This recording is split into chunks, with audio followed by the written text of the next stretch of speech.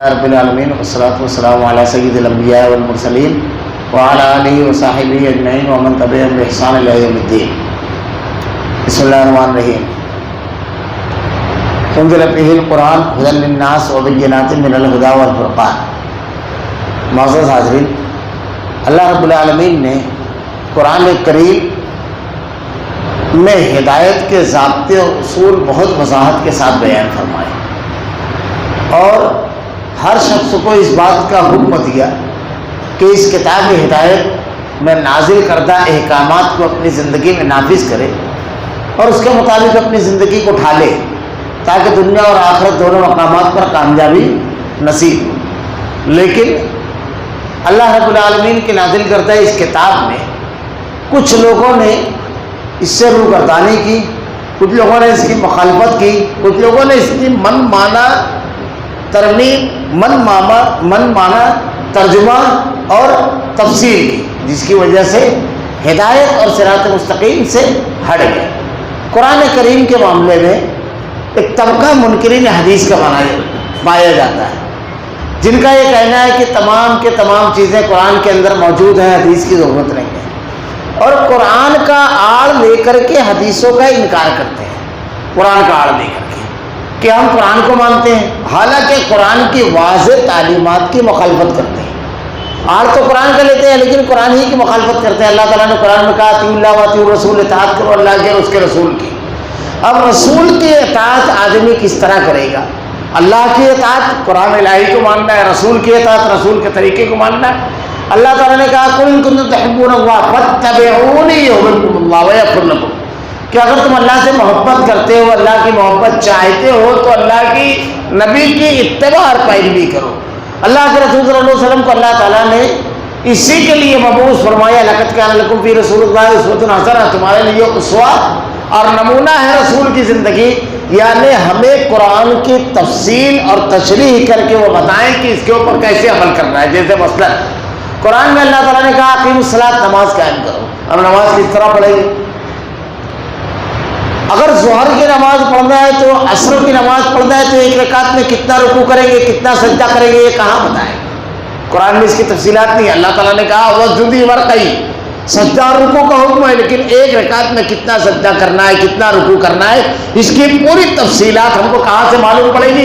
تو یہ قرآن نے بتایا اطیعوا اللہ واطیعوا الرسول، رسول کی اطاعت کے لیے رسول تم کو تفصیل بتا دے گا۔ اللہ تعالیٰ نے یہ حکم رسول نے قرآن میں اللہ نے دیا ہے۔ ایسے ہی بے شمار چیزیں اگر کوئی شخص یہ کہتا ہے تو اصل میں وہ قرآن کی مخالفت کرتا ہے، کیونکہ قرآن میں اللہ تعالیٰ نے بہت ساری چیزیں جو ہے تفصیل کے ساتھ نہیں بیان کی اور اسی کی تشریح احادیث بعض چیزیں جو ہے بہت تفصیل کے ساتھ کی، جیسے اللہ تعالیٰ نے قرآن میں کہا وَإِذَا نُودِيَ لِلصَّلَاةِ مِن يَوْمِ الْجُمُعَةِ، جمعہ کے روز جب ندا دی جائے فَإِذَا قُضِيَتِ الصَّلَاةُ، تمام لوگ جمعہ کی نماز کے لیے جمع ہو جائیں۔ اس کے بعد جب نماز پوری ہو جائے فَإِذَا قُضِيَتِ الصَّلَاةُ فَانتَشِرُوا، تو زمین میں پھیل کر اللہ کا رزق کو تلاش کرو۔ اب یہ قرآن میں کہہ دیا گیا وَإِذَا نُودِيَ لِلصَّلَاةِ مِن يَوْمِ الْجُمُعَةِ، جمعہ کے روز جب ندا دی جائے تو ندا کیسے دی جائے گی؟ کیا ایک کا نام لے کر پکارا جائے گا؟ کیسے ندا دی جائے گی؟ یہ حدیث میں اللہ کے نبی نے بتایا کہ اذان دی جائے گی، یہ ندا ہے۔ وَإِذَا نُودِيَ لِلصَّلَاةِ، اذان ہو گئی، تمام کاروبار کو بند کر دینا ہے۔ جمعہ کے روز اذان کے بعد کاروبار کرنا، لین دین کرنا ممنوع ہے، واضح طور پر اس آیت میں اللہ تعالیٰ نے منع فرمایا ہے۔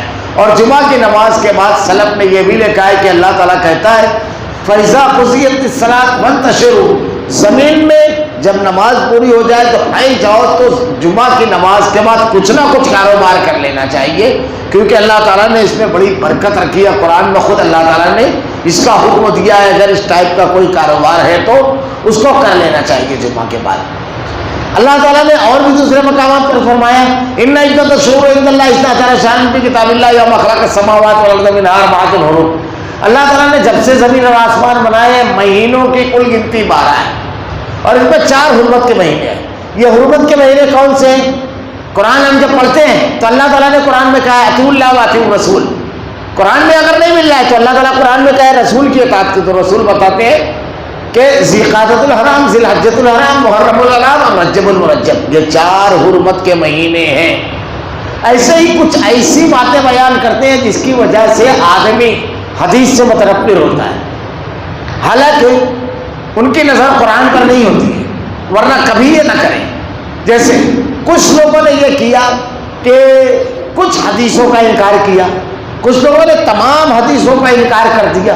اب جیسے اللہ کے نبی صلی اللہ علیہ وسلم کے پاس صحیح بخاری کی روایت ہے، ہمارا منکرین حدیث کے ایک طبقے سے سابقہ پڑا، یہ لبادہ بڑا اچھا اوڑھتے ہیں۔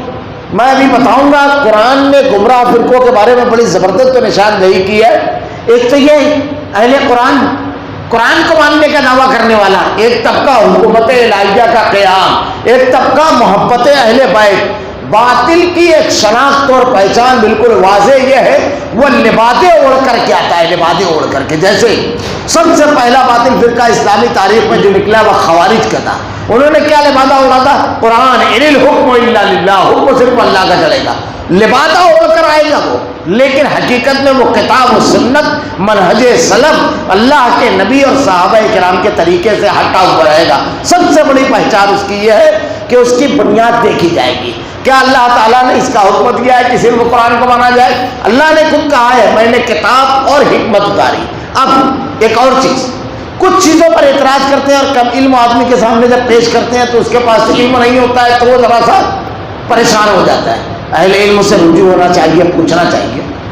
یہاں پر رک کر کے میں ایک بات کہہ دوں، شیخ صالح العثیمین رحمہ اللہ بڑی زبردست بات کہتے ہیں، قرآن کی کوئی آیت اور کوئی حدیث اگر ہمارے سامنے آتی ہے اور ہم اس کو سمجھ نہیں پاتے ہیں تو یہ کرنا چاہیے کہ اپنے دماغ کو اور اپنی عقل کو اور اپنے علم کو ناقص قرار دینا چاہیے قرآن و حدیث کو قابل، کہ میرا علم اور میری عقل وہاں تک نہیں پہنچ سکی، قرآن قابل ہے۔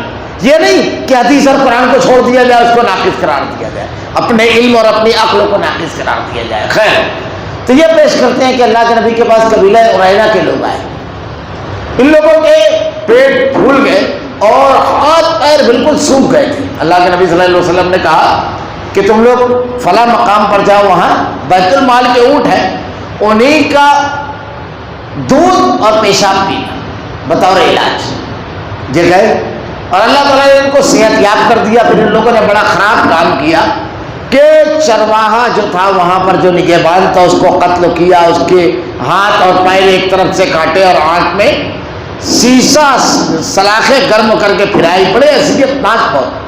اللہ کے نبی صلی اللہ علیہ وسلم نے لوگوں کو گرفتار کروایا، پوری تفصیلات حدیث میں موجود ہیں۔ اب اس حدیث کو پیش کر کے کہتے ہیں کہ دیکھو ہمارے یہاں غیر مسلم پیشاب پیتے ہیں، یہ دیکھو حدیث میں اونٹ کا پیشاب پینے کی بات کی جا رہی ہے۔ مجھ کو یاد پڑ رہا ہے ایک مقام پر میرا منکرین حدیث سے جب گفتگو ہوئی تو میں نے کہا اس کا مطلب جس حدیث میں اونٹ کا پیشاب پینے کی بات کہی ہے وہ حدیث آپ نہیں مانتے، نہیں چلے گی آپ کو؟ ہاں، تو میں نے کہا اللہ تعالیٰ قرآن میں کہتا ہے فَمَنِ اسْتُرَّ غَيْرَ بَاغٍ وَلَا عَادٍ، کوئی آدمی اگر بھوک پیاس کی شدت ہو، اس کو کوئی چیز دستیاب نہیں ہے تو مردار کھا لے گی، اضطراری کیفیت اگر ہے تو مردار کھا لے گے۔ تو بولے قرآن کی آیت چلے گی آپ کو جو مردار کہنے کا کھانے کا حکم دے رہی ہے؟ آپ سمجھیے میں کیا کہنا چاہتا ہوں، منکرین حدیث اصل میں منکر قرآن ہوتا ہے، یہ قرآن چھوڑنے کی تعلیم دیتا ہے۔ اب وہ ہونک تو کہنے لگا اضطراری حالت میں، ہنسی چھوٹ گئی مجھ کو، میں نے کہا پکنک کرنے کے لیے تھوڑی گئے تھے وہ لوگ، وہ بھی بیمار تھے، موت کے بالکل قریب تھے۔ اللہ کے نبی نے بطور علاج بتایا، آج تک امت میں آپ نے کسی کو شراب اونٹ کا جو پیشاب پیتے ہوئے دیکھا سنا؟ لیکن اس حدیث کی بنیاد پر آپ یہ اعتراض کر رہے ہیں۔ اللہ تعالیٰ قرآن کے اندر کہتا ہے لمن اقرأ وقلبہ مطمئن بالایمان، اگر کوئی شخص آپ کی گردن پر تلوار رکھ دے ہوئے، کنپٹی پر ریوالور رکھ دے ہوئے اور کہے کلمہ کفر کہے تو قرآن پڑھیے 14ویں پارے میں اللہ نے کہا لمن اقرأ وقلبہ مطمئن بالایمان، دل میں ایمان کا یقین رکھ کر زبان سے کلمہ کفر کہہ کے آدمی اپنی جان بچا سکتا ہے۔ اب اس آیت کا بھی انکار کر جائیں گے تو منکرین حدیث میں کوئی علمی شخصیت نہیں گزری ہے، ان کی علم کی کمی رسائی نہیں ہو سکی مطالب تک، تو انہوں نے حدیثوں کا انکار کیا، مذاق اڑایا۔ اب حضرت موسیٰ علیہ السلام کے دور کے واقعے بارے میں یہ لوگ مذاق اڑاتے ہیں، اس حدیث کے بارے میں کہ حضرت موسیٰ علیہ السلام نے جو غسل کیا اور کپڑا پتھر لے کر کے بھاگ گیا۔ اب اس کی تفصیل میں جانے کا وقت نہیں ہے، درس بہت مختصر ہوتا ہے، لیکن جس اڑیل قوم میں حضرت موسیٰ علیہ السلام پیدا ہوئے تھے، جنہوں نے فرعون کو غرقاب ہوتے ہوئے دیکھا، اژدہا بنتے ہوئے لاٹھی کو دیکھا، سب دیکھا، اس کے باوجود بت بنا کے پوجا کرنے لگے. اتنی اڑیل قوم تھی. جب حضرت موسیٰ علیہ السلام نے کہا جاؤ جا کر کے فتح، یہ شہر فتح حاصل کرو، اللہ اس کی خوشخبری سناتا ہے، تو وہ کہتے ہیں اذا انت وربک مقاتل انا ہونا قائدون، تم اور تمہارا رب جا کے لڑو. ایسی اڑیل قوم کو کیسے کیا مطمئن کیا جائے؟ صحیح بخاری کی اس روایت کو پورے بیک گراؤنڈ کے ساتھ جب ایک آدمی پڑھتا ہے تو ہرگز اس کے دماغ میں کوئی سوال نہیں اٹھتا ہے. تو ایک طبقہ اس میں منکرین حدیث کا پیدا ہوا جو صرف لبادہ قرآن کا ہوتا ہے لیکن حقیقت میں وہ قرآن مخالف ہے. دوسرا طبقہ پیدا ہوا کن لوگوں کا؟ اب منکرین حدیث کے بھی طبقات ہیں. بعض نے پوری حدیثوں کا انکار کیا، بعض نے کچھ کا، بعض نے کچھ کا. اب جیسے مولانا مودودی ہیں، انہوں نے انکار حدیث کا دروازہ کھولا ہے. انکار حدیث کا دروازہ، جیسے 3 جھوٹ حضرت ابراہیم علیہ السلام کے بارے میں بخاری کی ایک روایت ہے، اور وہ کئی مقامات پر امام بخاری لائے ہیں کہ حضرت ابراہیم علیہ السلام نے زندگی میں 3 مرتبہ جھوٹ کہا. ایک روایت یہ بھی ہے کہ آپ جو ہیں میدان محشر میں جب لوگ ان کے پاس جائیں گے کہ اللہ سے درخواست کیجیے کہ اللہ ہمارا احسان دے ہوئے، تو ان کو وہی 3 جھوٹ یاد آئے گا. اب مولانا مودودی صاحب نے کہا اللہ کے نبی حضرت ابراہیم علیہ السلام جن کو کہا گیا صدیق النبی، ان کو یہ حدیث بخاری کی جھوٹا کہتی ہے، اس لیے اس ایک روایت کو قربان کر دینا چاہیے. لیکن نبی کی عصمت اور بڑائی اس کو بچانا چاہیے. کتنا خوبصورت لگ رہا ہے سب، اچھی باتیں لگ رہی ہے نا، لیکن پورے کے پورے قرآن و حدیث کے خلاف ہے.